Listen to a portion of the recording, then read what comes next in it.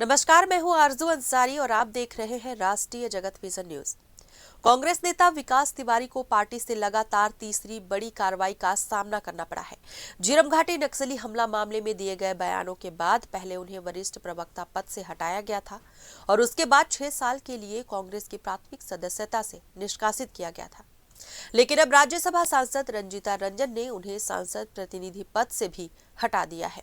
बता दें कि विकास तिवारी ने हाल ही में झीरम घाटी हमले की जांच को लेकर भाजपा अध्यक्ष जेपी नड्डा और पूर्व मुख्यमंत्री भूपेश बघेल और कवासी लखमा के नार्को टेस्ट कराने की मांग उठाई थी।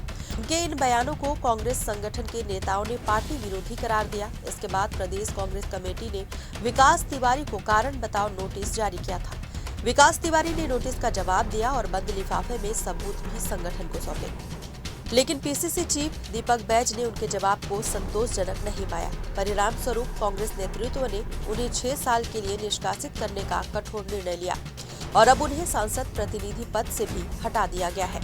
विकास तिवारी पर ये लगातार तीसरी कार्रवाई होने से पार्टी में उनके खिलाफ सख्त रुख की झलक मिल रही है और राजनीतिक गलियारों में इसका व्यापक प्रभाव देखने को मिल रहा है। फिलहाल इस खबर में बस इतना ही। देश प्रदेश की खबरों से अपडेटेड रहने के लिए हमारे चैनल को सब्सक्राइब करें और नए खबरों के नोटिफिकेशन के लिए बेल आइकॉन जरूर दबाएं। नमस्कार।